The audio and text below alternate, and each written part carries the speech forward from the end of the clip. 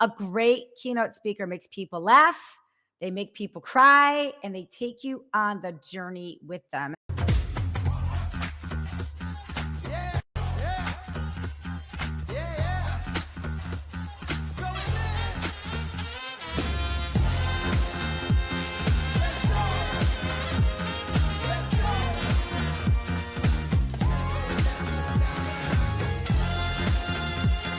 Let's go. Let's go.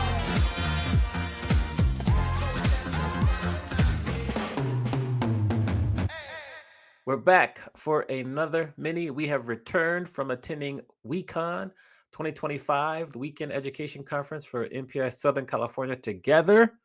And I think today we're going to talk about Stagecraft because we noticed some people who did some great things on the stage during the conference. Yes, and I don't know about you, Amani, but every time I go to a conference, I'm looking at it, the speakers from a different lens, right? I'm looking at it from a content lens. I'm looking at it from a stagecraft lens. I'm looking at it from a slide, like how do they present their slides? For example, Kelly on my team, who was at WeCon with us this past week, and she has created some of my slide decks in the past. A homework assignment I gave her was every speaker that you see, check out their slides. Like, what did you like? What did you not like? How did they present themselves? Something little like that can make or break a Yeah. presentation. So I'm always looking at like the whole picture. Are you looking at the whole picture? Like, what are you evaluating in that circumstance? I look at how they enter the stage, how they use the stage to their benefit, their slides too, because I noticed Mhm. some things with Richard Bliss's slides that I liked. And then just how they tell stories, how consistent they are in telling stories. I just pay real close attention. Do they use the confidence monitor? Do they not? How do they kind of engage? Just everything.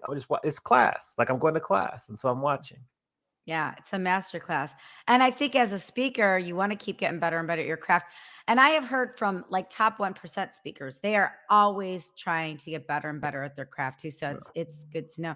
Okay, let's first define stagecraft because you and I know what that is, but everybody might not know what that is. So how do you define stagecraft?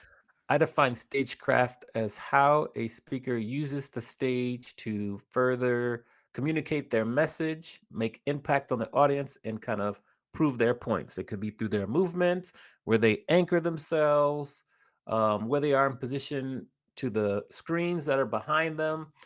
Do they use the podium? Do they not use the podium? All that stagecraft, and how do they kind of engage with the audience through that? Yeah.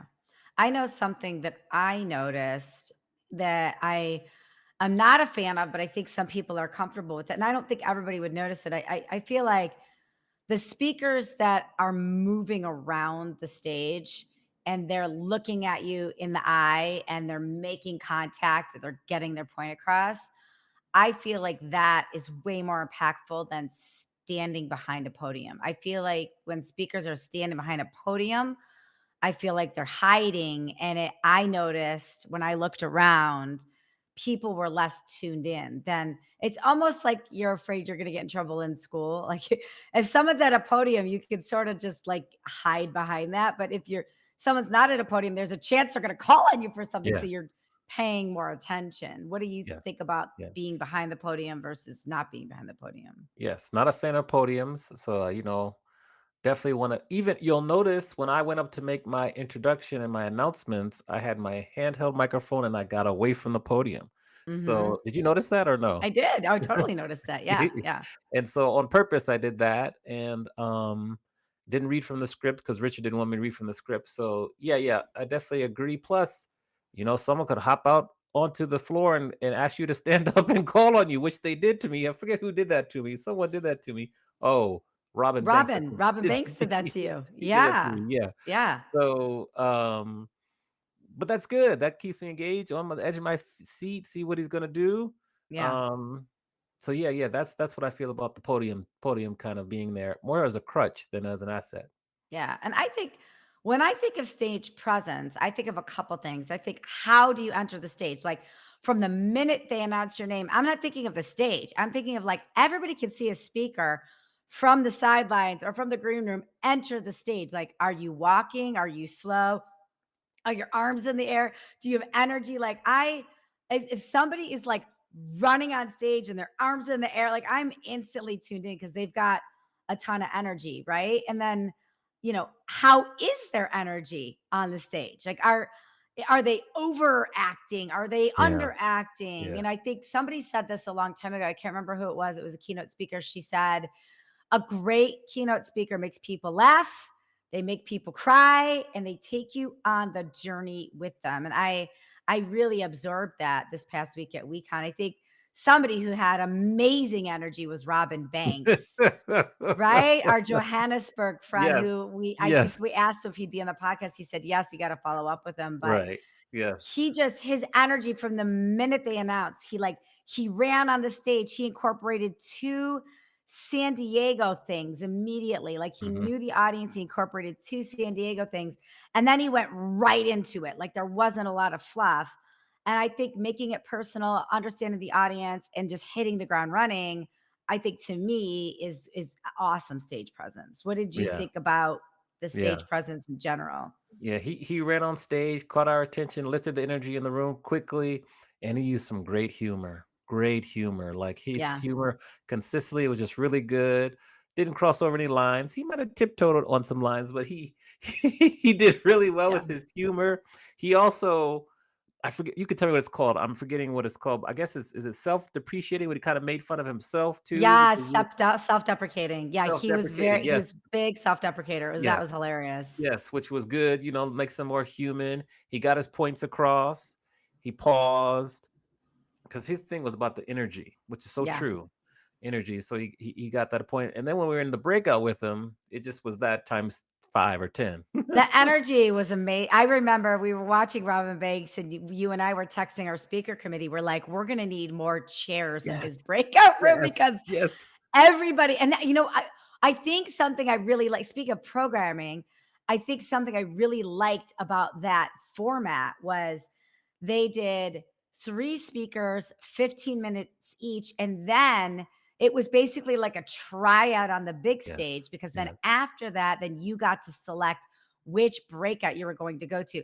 I thought that was phenomenal programming. yeah, We'll probably yeah, talk about that in our larger show because I hadn't been in a situation. I mean, I've been to yeah, plenty of TED Talks, but like at an industry conference, I thought that programming decision was awesome because you could feel the energy in the yeah, room and everybody was like, "Ooh, I like that. I like that." They were making a conscious yeah, choice of who yeah, they were going to go see. And then I think after we all saw Robin Banks, we were all rushing then yes, to his breakout room because we were yes, all worried we wouldn't get a spot. And that was yeah, exciting. yeah. It felt kind of like Shark Tank. That It was was very Shark Tank. I gotta give props. We have to give props to Patty for we made a decision on the fly to take out some tables and add some more chairs, and it was perfect.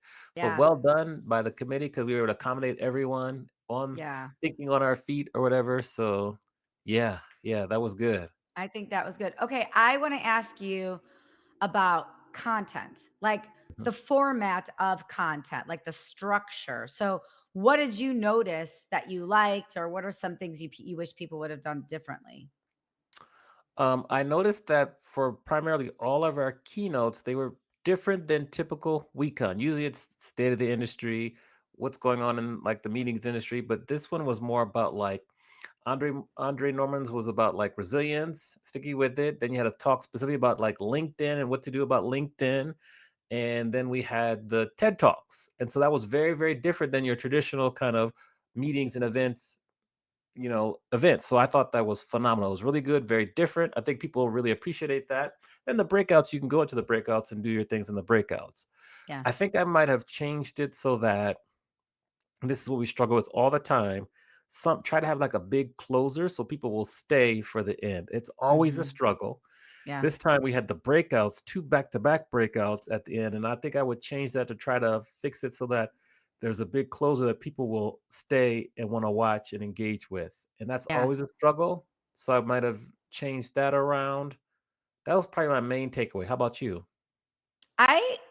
When I think about format and content of like individual speeches, I love it when people tell you what they're going to tell you, then they let you know what you're going to get out of it, right? They let you know what your takeaways might be. They drop a teaser, right? Like, hey, at some point, I'm going to release this to you and you're going to want to use this. And then at the end, they deliver the teased message like, hey, remember when I told you about what I was going to tell you? Here's what it is. And here's how you could use it when you leave here. I noticed 3 or 4 speakers did that. I do that a lot with my speeches. And it's something I added last year that it's a format I'm very comfortable with. I learned that from Jesse Itzler. And then I learned that from Michelle, who was one of our Michelle V, our podcast Oh, guests. Villalobos, Manel Yes. Villalobos, yes. She talked about the teaser at the beginning, reminding him in the middle and dropping it at the end. So I think, and I noticed that was a format like 2 to 3 of the speakers had. And I think people want to know what you're going to tell them. It just like they can like they can settle in and relax if like in the introduction you're like, okay, here's what we're going to talk about and here's what you're going to take away. Like as soon as you hear that, then you're like, all right, I can relax now. I think sometimes when you see a really great speaker and you're on this roller coaster with them and you don't know where it's going next, it feels confusing and a little bit scary. But I think if you can help people settle in right away, they know what they're going to expect. So I like that a couple people did that. And then I also noticed the pauses. Mm, It was a great reminder to practice your pauses and be aware where the audience reaction might be, because there were a couple that they clearly didn't practice their pauses and the audience reacted in a way they weren't prepared for and they talked over the audience. I think like mhm, if the audience is going to react in a way you're not ready for it, that's okay. Give in to the audience mm. and let that pause go, and then then go to the next thing. I noticed that too, like from a formatting standpoint. I Yeah, thought, the yeah. power of the pause. Yes, yes. Great Yeah, observations. yeah. Great. And then I'm a this is not, I mean, you wouldn't tell by my sweatshirt and my hair's curly and cute, but how you look on stage is really important. Like it really is. Like how you look on stage. Amani, you look like your face is gonna explode. Keep going. Continue with the Okay, point. for anybody that is listening, Amani's blushing. His face is exploding with laughter right now. He's silent laughing. Hem your pants. Just hem your pants, okay? Number 1, hem your pants cuz so you don't trip over them. But like if you're wearing pantyhose or tights, don't have a if you have a runner in it and it's uncontrollable and it happens like right before you go on stage. This has actually happened to me before. Mhm. I found a hole in my tights like right before I went on stage and I announced it right away. I was like, something really important just happened. And I shared it. So like bring the audience in on it if you can't control it, like as something like that. But like I just feel like how you look on stage is really important. Like tuck your shirt in. Make sure your shirt is like shorter than your jacket. Like just little things that you may not think matter, but people, they are assessing you and they're assessing their interest in listening to you as soon as you get on stage. And people are distracted as it is. You don't want to give them another reason to be distracted, like thinking about the hole in your nylons or the scuffs in your shoes or whatever that is. Like I know it sounds silly, but I think just your appearance on stage is very, very, very important. Duly noted. I Julie agree knows. 100%. Okay, so I want to ask you, based on what you saw, what are some things you might like be tweaking for your speeches or working on for your own speeches after this? Uh, Let me think here. Definitely more humor. That's what I took out. Just definitely adding humor more consistently, more Yeah. humor. Um, that was just the one, and just the way Robin engaged with the audience and just kept going. He that was a master class. He did phenomenal. So that was just like I would wish we recorded that, so watch that again. Just how he engaged and he was consistent, thought on his feet, just self-deprecating. That I liked Richard Bliss's slides and the way he worked his slides. Is it real simple, but like he had a slide that had one point, then he clicks the button, it had another point, so but it looks like animation. So Yeah. something simple like that. I really liked how he did that. Um, those are the top two things right away. Like right away, I would change. Um, and just be yourself on stage. Like Robin Mm, came on stage, he was like energetic, yelling, jumping. Like I probably couldn't pull that off, and I wouldn't want to try that because first of all, I'd right, fall or hurt myself. But second of all, right. that's Don't just well, not especially me. if your pants aren't hemmed. Yes, Well, yeah. So just be your. You could tell this was pretty much how Robin is on stage. yeah. Um, and And in then life, you can tell he's just like that in yes, life. Yeah, yes, yeah. yes. And so yeah, I even liked how Richard Blitz took questions from the audience. He would repeat the questions after they said the questions if people far away didn't hear that. So if you don't have a runner for a Mm, microphone, just take the question, repeat it, keep it going. I like that too. That was well done also. Those are probably the top three things I would take away and that's a implement good immediately. that's a good takeaway. I like that.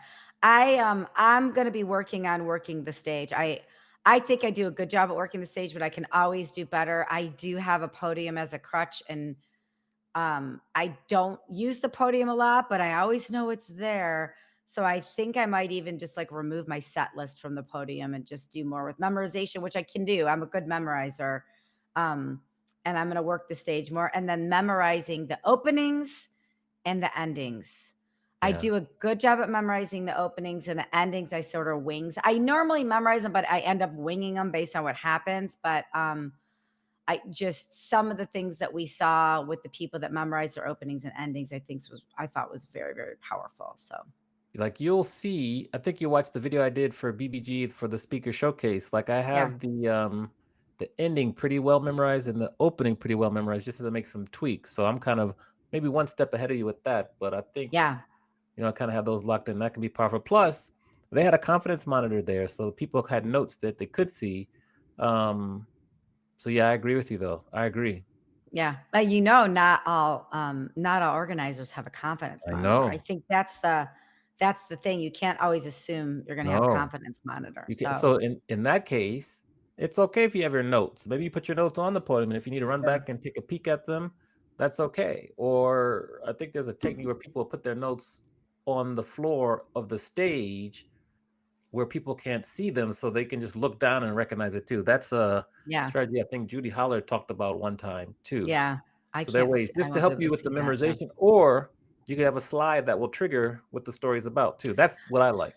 Yeah, I think I'll be more of like the slide because you saw on Taylor on my speech, we didn't have any notes. We just went, we bounced off each other. We went straight from the slides, and that was a little Yeah, more my speed kind of thing. yeah. So All great right. stagecraft. Stagecraft. Recon did a great job, and I Yeah. really like the format of everything. But I love getting little nuggets out of each one Yes, of yes. these. We So had a lot of nuggets that day. So that's our menu on Stagecraft. Make sure if you're watching or listening, subscribe, rate, review. Make sure you subscribe to our YouTube channel also. Share it with a friend. And with that, we thank you for watching and listening. We'll see you next week for another mini. thank you. Bye, Bye. everyone. Thank you for tuning in to Adventures in Business. Don't forget to rate and review our podcast on the platform that you're currently listening it on. And don't forget to share it with your friends and anybody that might be as much of the business nerds as Amani and I are. See you next time for another captivating interview.